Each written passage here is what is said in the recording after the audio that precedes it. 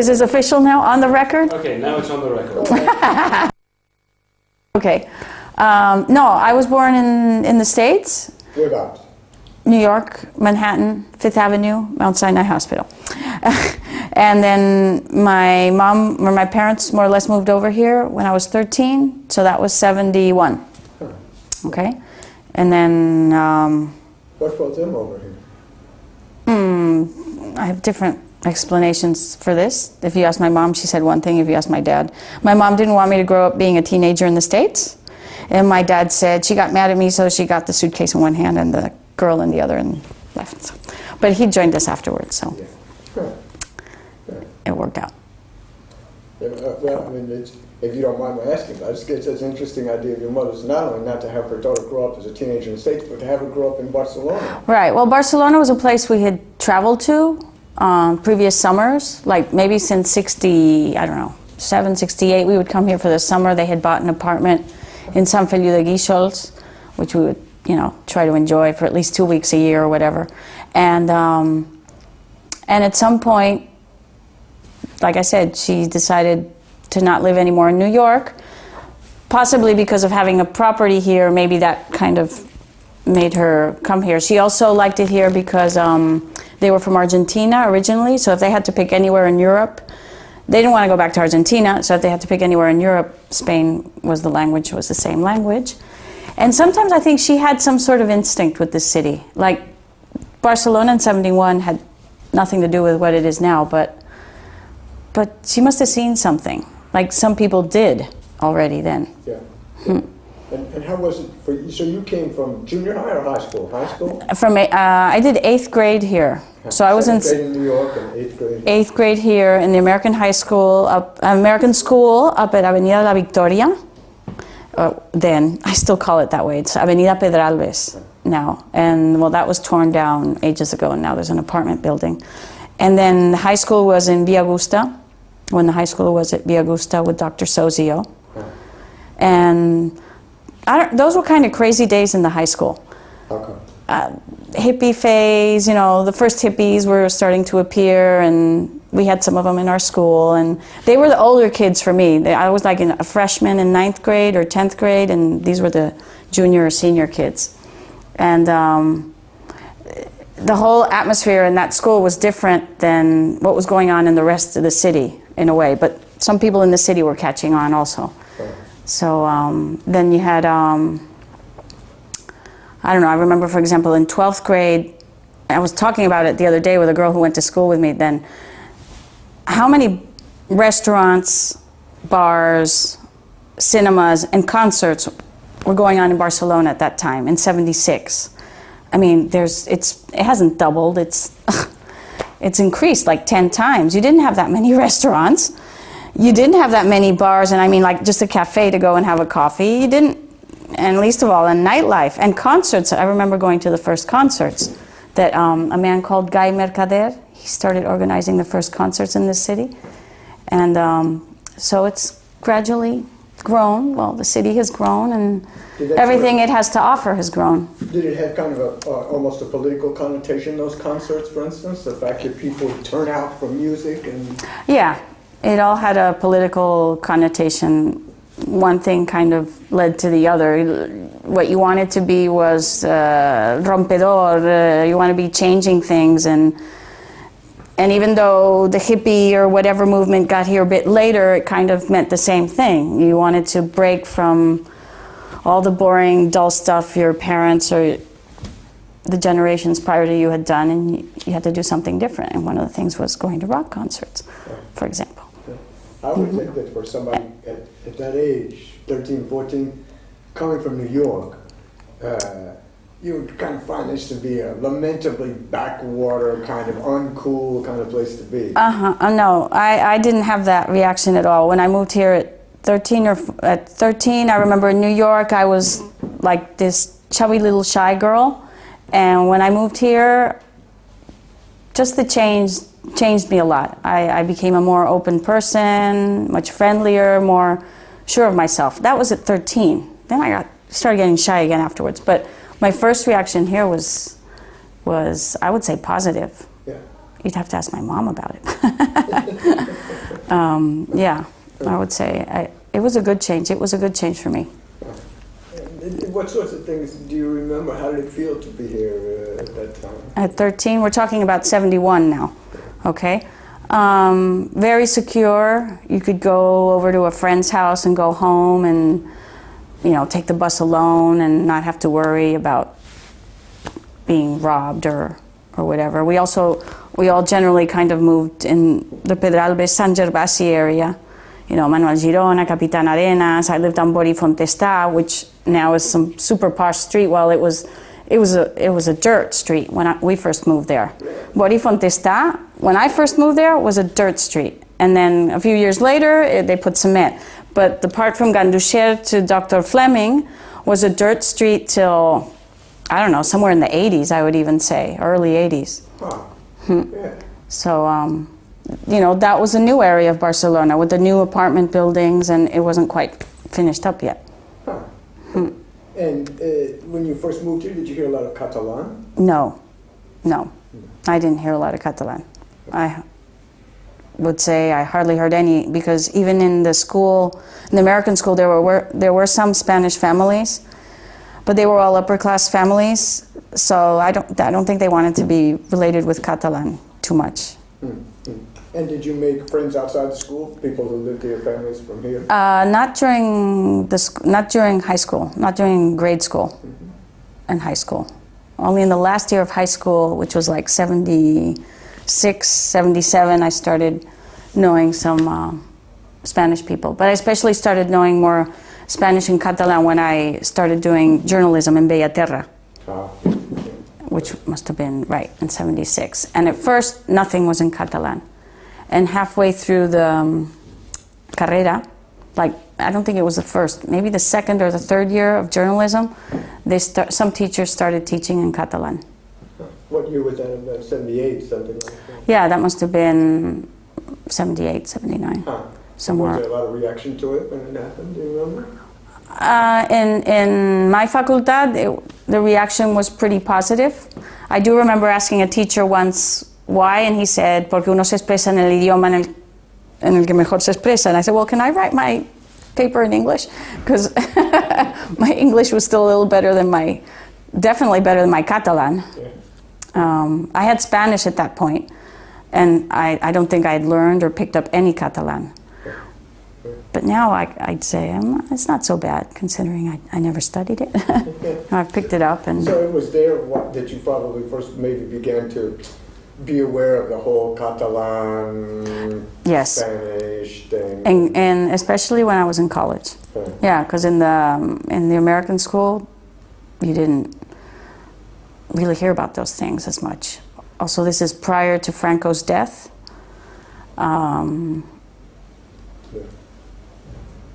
So we didn't deal with those matters then. But the minute I stepped into college here in Bellaterra, then I started learning more about Catalan history and the whole process and what it was all about. Where were you when Franco died? High school. Do you remember the day? Barcelona.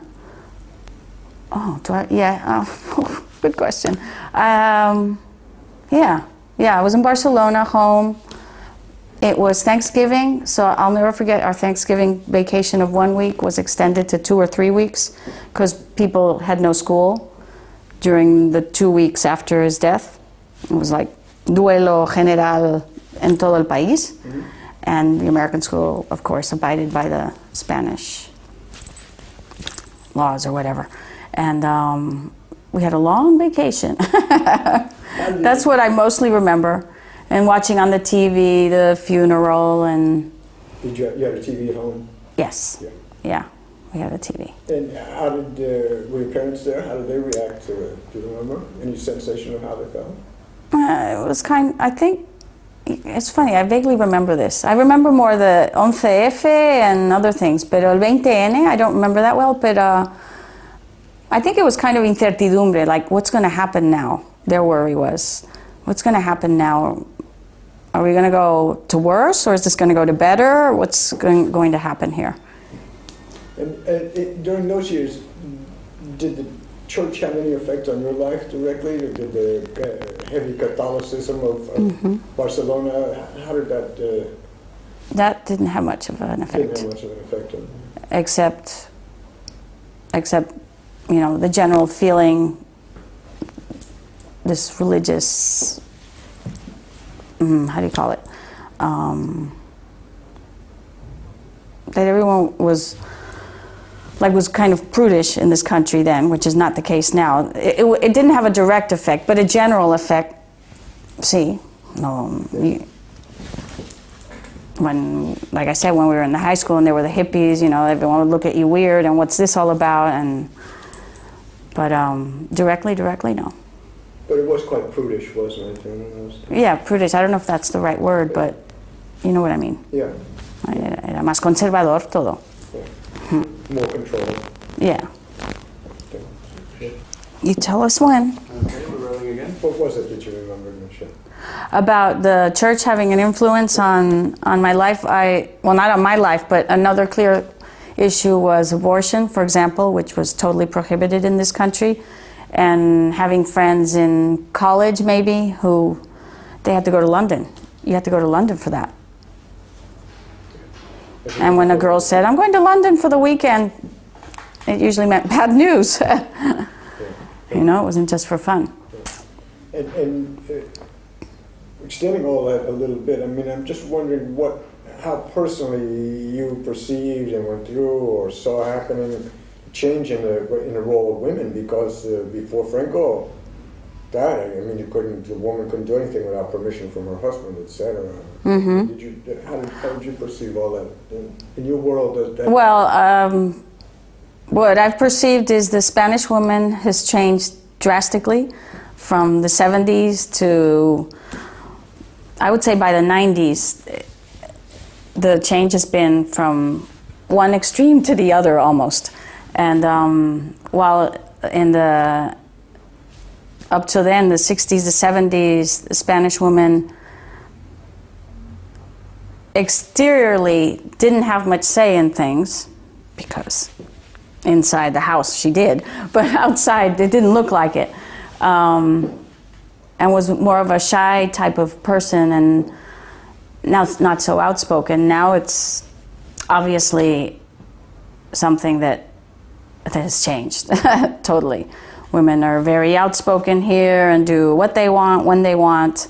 And not that it wasn't like that before, but it was more, you know, how do you say it? Casandins. The university in those days must have been sort of an exciting place to be, I would think. Yeah, it was. It was. Being a university student then was very interesting. And in my facultad there was a lot of cenetistas with who I never joined the CNT, but of all the options that were there was a PSUC. I remember the PSUC fue legalizado, then the PSC, well, the PSC came later, whatever, and there was CNT, and it was very interesting, all these theories that everyone had. Yeah, I imagine there was a little more of a feeling that anything was possible. Yep, yes, that was a feeling. Yeah.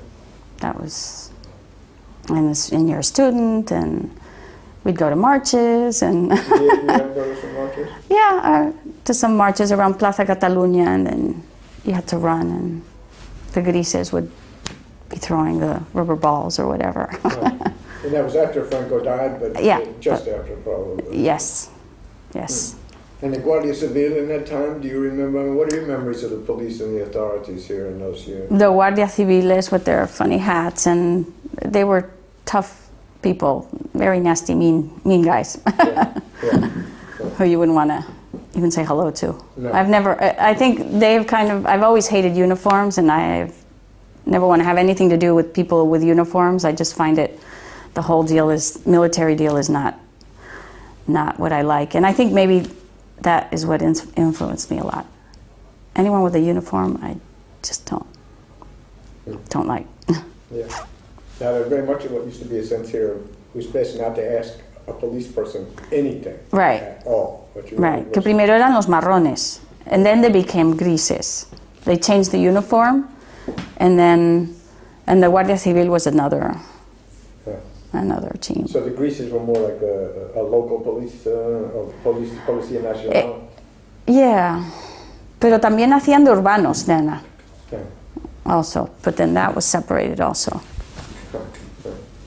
Did you have a sireno in your neighborhood? Did I have a what? A sireno? Sí, Tell yeah. me about that person. Do you remember who it was? I remember this. No, I don't remember. But I remember it when we first moved here.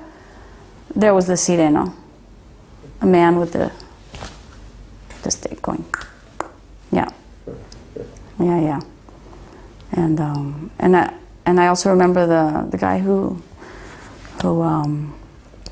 sharpens the knives with his little whistle.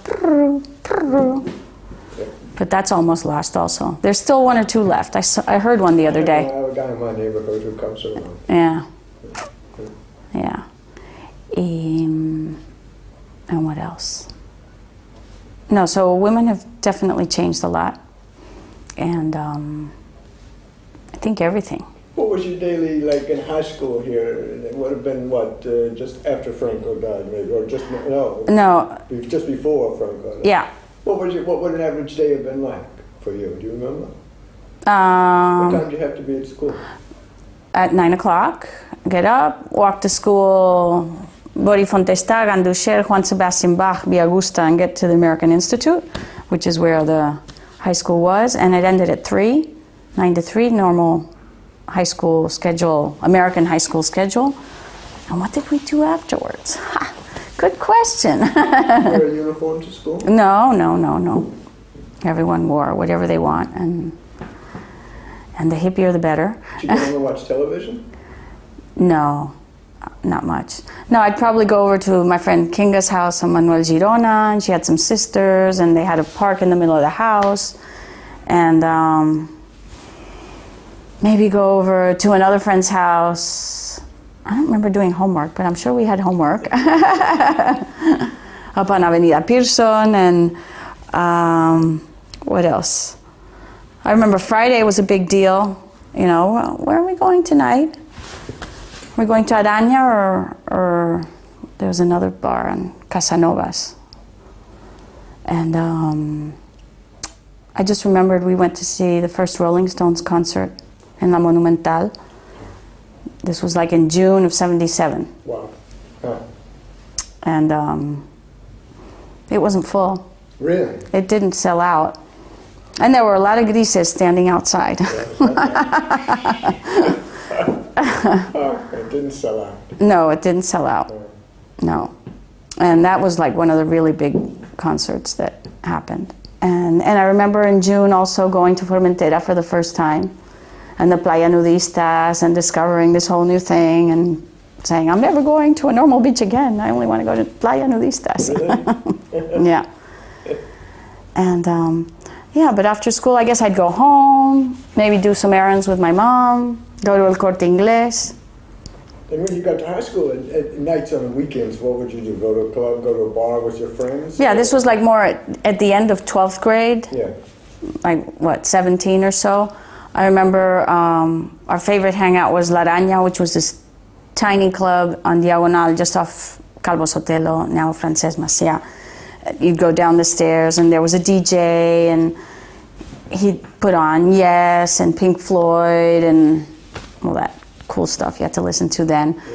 And people like Guy Mercader would hang out there. It was all this little circle, group of people who had to do with music, rock and roll, and directly or indirectly there were some musicians from bands.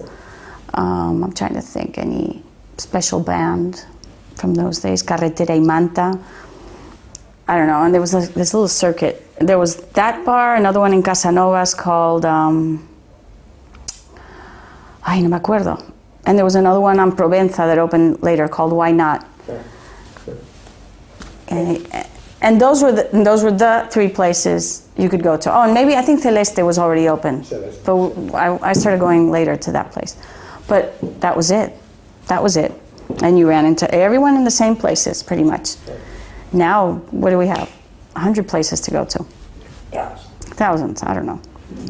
Plus all the concerts, plus concerts were really cheap. I don't know how they pulled them off, but they were really cheap. Now they're as expensive or more than a concert in New Jersey. And yeah. How much influence, I mean, the politics that were happening here, how much did they have on you in, say, the last half of the 70s? How much did they touch your life? What difference did they make in your life? Well, when I started college, that is when politics started having more of an influence in my life. Up until then, I was pretty much una niña pija, let's face it, but I'm proud of it, I don't care. And, but when I went to college, me volví una niña progre, and like I said, I was more into politics, me interesaba la CNT, I started studying it. I actually did in one of the courses of history, La influencia del anarquismo a Cataluña. So I studied everything from Stirner to then. And the politics did influence my life, especially that politics or non-politics, which is what I liked about it. Que era un poco individualismo without taking it to a total extreme. I wouldn't have gone like to the FI, I think it was, right? But also maybe being an only child, I feel there's a relationship with that. So it did influence me, what was going on at that time, because if I would have gone to college here, maybe even 10 years later, politics was no longer the issue. It wasn't so much what party are you in, which was a typical question then. Now, what band are you in? You know, it was more like, you have a rock and roll band, or it was only 10 years later, like in the 80s or in the late 80s, that is what people or college kids would be more interested in. I don't even know what they're interested in now, but I'm sure politics is not on the agenda anymore. Not like then, that's right. No. It was a big issue. It was a big issue in college. And do you remember where you were on the 23 de 81? Do you remember when Tejero went into the Congress? Yep, I remember that one more clearly. I was about to get on a plane to New York for vacation. I'll never forget one of my best friends then, Jordi Beltran, who was a journalist, calling me up at 7 a.m.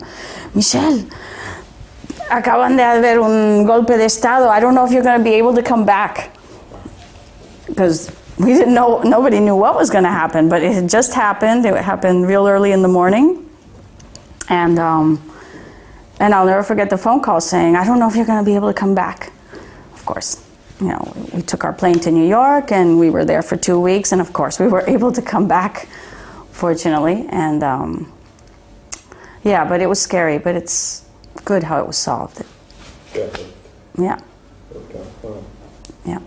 My parents, since they were from Argentina, they always were a little, you know, had in the back of their minds, they were worried about, they're used to South America and Argentina where things like that happened all the time, and things did change from one day to the next. And, you know, de repente venía un señor, you know, now I'm president and I don't care what you guys say, and things would change from one day to the next. So they always had this slight feeling of insecurity, but then we were, after all, in a European country. And fortunately, Spain has proven to be a great European country. It must have scared them when that happened, though, I would think. Yeah, they were a little, my dad was more worried. My mom was, don't worry, especially after seeing the first 24 hours what was going on. Yeah. It'll be fine, they'll work it out. That's it. That's it. That was easy. Yeah, that was easy. Yeah. Wasn't it?